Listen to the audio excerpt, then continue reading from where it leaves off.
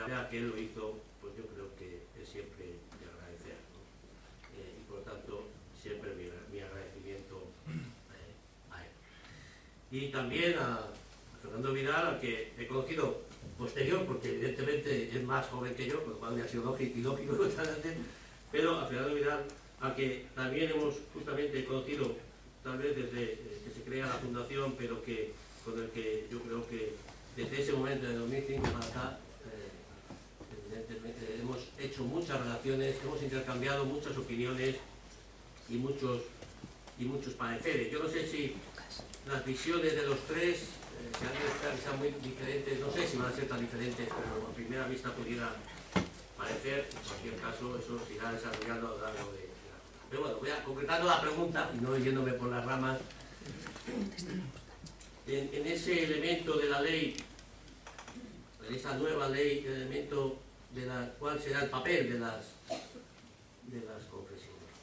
Yo diría que el papel de las confesiones no vendrá determinado por la ley. El papel de las confesiones en nuestro sistema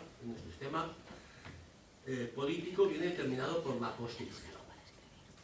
La ley lo único que hará será, como impone el artículo 81 de la ley de la Constitución, es desarrollar el contenido esencial del artículo 16. Por tanto, a esa pregunta yo no partiría de la ley, sino que partiría del texto constitucional. Y una cuestión que debemos de reflexionar de manera, yo creo que sosegada y tranquila, es justamente un elemento que es que en España siempre la cuestión religiosa, si uno analiza las constituciones del siglo XIX y XX, siempre se ha planteado desde una posición muy extrema, desde dos posiciones muy encontradas, ¿no? Los clericales y los anticlericales. Y yo creo que es hora de que justamente España vaya encontrando el punto de la libertad religiosa. Ni aquellos que entienden que la religión debe estar fuera del ámbito público, de todo lo público, ni tampoco aquellos que entienden que la religión debe estar en todo lo público, en todo lo público y lo privado. Yo creo que un elemento que le va a tocar, que le toca repensar a España, pero también a Europa, es justamente repensar esa laicidad, ese concepto de laicidad.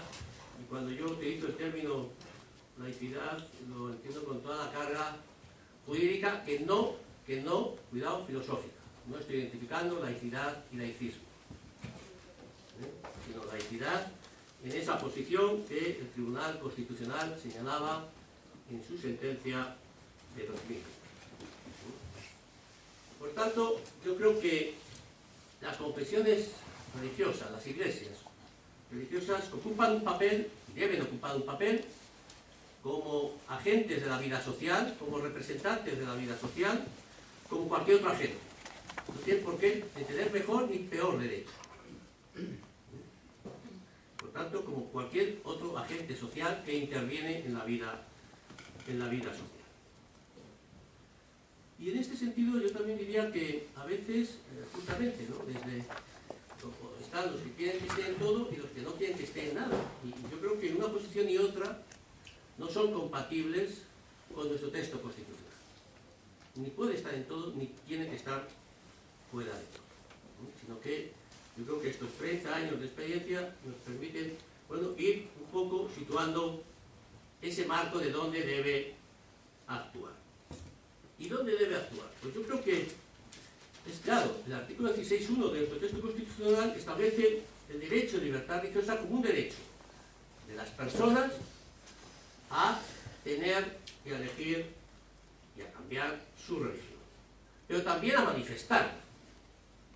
Y eso, por tanto, cuando el texto constitucional establece que las confesiones, vamos, y agruparse, evidentemente, a la constitución de grupos religiosos, el hecho de no solamente elegir, tener, adoptar, cambiar, sino también el derecho a manifestar esas creencias, lo que significa es que las confesiones pueden actuar en el espacio público.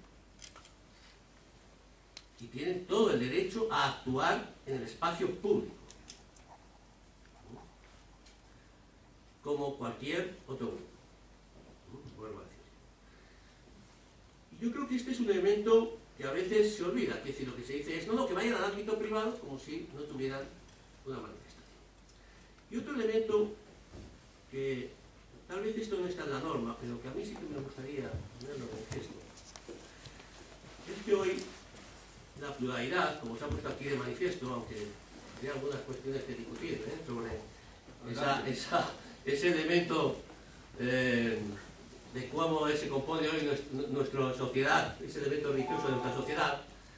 Pero en cualquier caso, lo que sí pone de manifiesto ese estudio que hizo la Fundación Westermann, y si se estudia, si se analiza muy bien, además es muy interesante, pone de manifiesto que nuestra sociedad hoy es muy plural, que la pluralidad está presente en nuestra sociedad. Y evidentemente tenemos en nuestra sociedad un número importante de personas que profesan la religión islámica, un número importante de personas que profesan la religión evangélica, que profesan el cristianismo, pero que desde una posición evangélica, un número importante de personas que profesan el budismo, es decir, el hinduismo, el judaísmo, etcétera, etcétera. Y un elemento que a mí me parece en este sentido importante cara al futuro es que las religiones pueden ser un elemento, y esto lo dejo porque no está claro, pero entonces lo lanzo como un reto para la sociedad española, es que esa pluralidad hay que gestionarla y las religiones pueden ser y deben ser vistas también, no solamente, como habéis escrito, como un elemento que contribuye a la vida democrática, y evidentemente estoy de acuerdo con ese planteamiento, sino también un elemento positivo, depende de cómo trabajemos, positivo o negativo para la cohesión social. Es decir, las confesiones o las religiones pueden ser un elemento para el conflicto o un elemento para la cohesión. Y este será un reto que tendremos que plantearnos en la sociedad española. Si queremos que esa diversidad, ese pluralismo religioso, nos sirva para la cohesión o nos sirva para la división. Y esto nos lleva a un tema que también aquí se ha apuntado, que es el elemento de la ciudadanía. ¿Qué es ser? Y esto es complejo, pero ¿qué es hoy? ¿Cómo se establece ese elemento de ciudadanía común? ¿Qué nos lleva a determinar el elemento de qué es ser español? Y evidentemente yo creo que ahí el juego de los derechos fundamentales ocupa un papel fundamental en todo ese concepto, y así lo ha señalado Habermas, en ese concepto de ciudadanía común, un elemento de un Estado de Derecho, sin lugar a dudas, debe ser la protección y garantía de los derechos y libertades fundamentales. Pero, cuidado, y debemos reflexionar sobre si ese es el concepto de ciudadanía, cómo tiene que jugar la religión.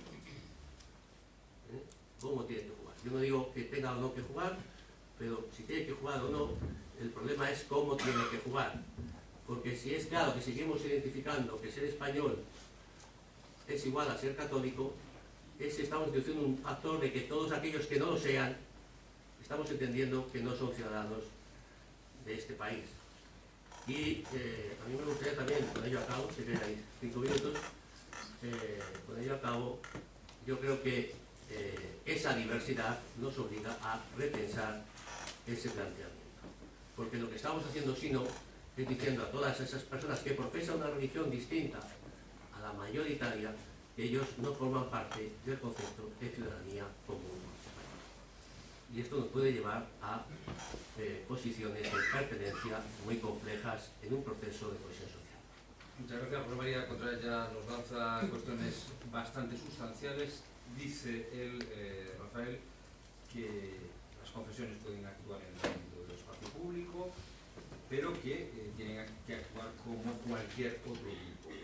Pero replanteo entonces la pregunta a partir de lo que él ha aportado, es decir, principio de cooperación, aportación de las confesiones religiosas, como cualquier otro grupo. ¿Es este el espíritu del 16.3?